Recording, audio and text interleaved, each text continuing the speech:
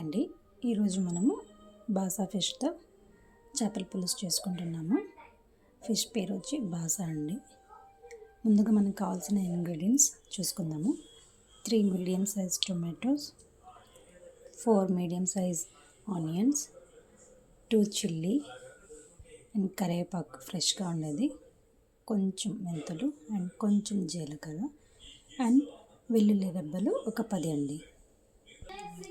And 2 table spoon వచ్చి coriander powder and 1 table spoon మిర్చి powder and కొంచెం జీరా powder అండి.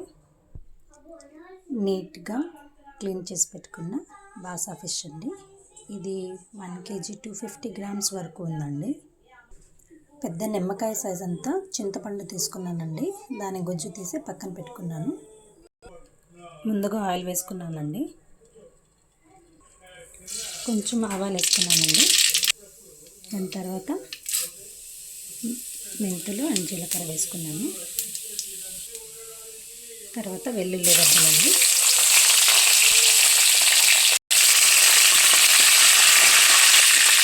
ఆనియన్స్ వేసుకోవాలండి.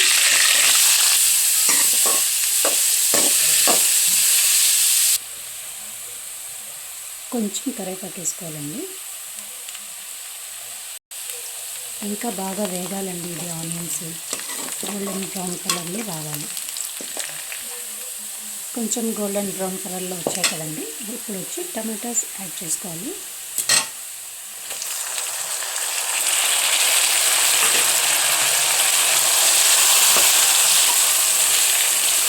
సాల్ట్ రుచికి సరిపడా తీసుకుంటున్నాను.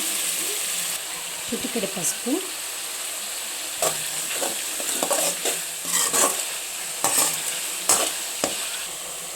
ముందుగా పెట్టుకున్న ధనియాల పౌడర్, కారం పౌడర్ అండ్ జీరా పౌడర్ వేసుకుంటున్నానండి.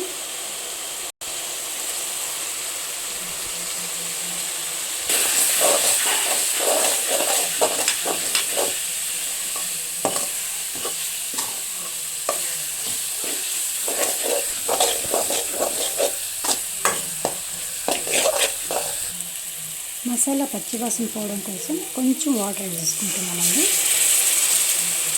టొమాటోస్ అవన్నీ మగ్గాలి కదా, అందువల్ల.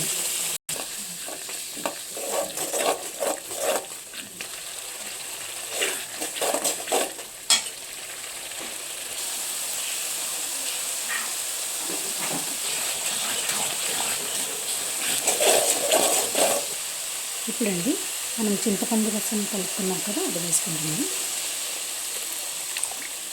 మనం ఇందులో వాటర్ కూడా యాడ్ చేసుకుంటున్నామండి, లేకపోతే చాలా చిక్కగా వచ్చేస్తుంది. నేను 2 to 3 cups దీంతో తీసుకుంటున్నానండి వాటర్.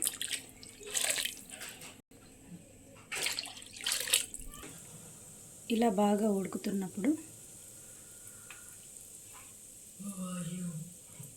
ఫిషెస్ పెట్టుకున్నాం కదండి, అది ఇందులో వేసేవాలి.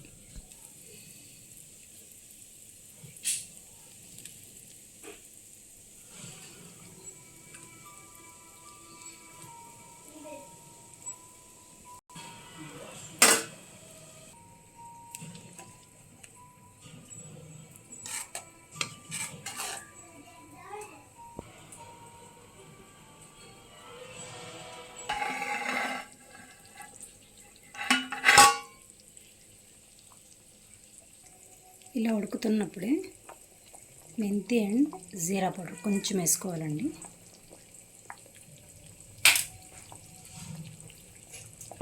అండ్ కొత్తిమీర అండ్ కరివేపాకు అండి, ఇది కూడా వేసుకుని ఇస్తున్నాము. ఇది వేసేసి ఒకసారి కలపెట్టేసి మూత పెట్టేస్తామండి.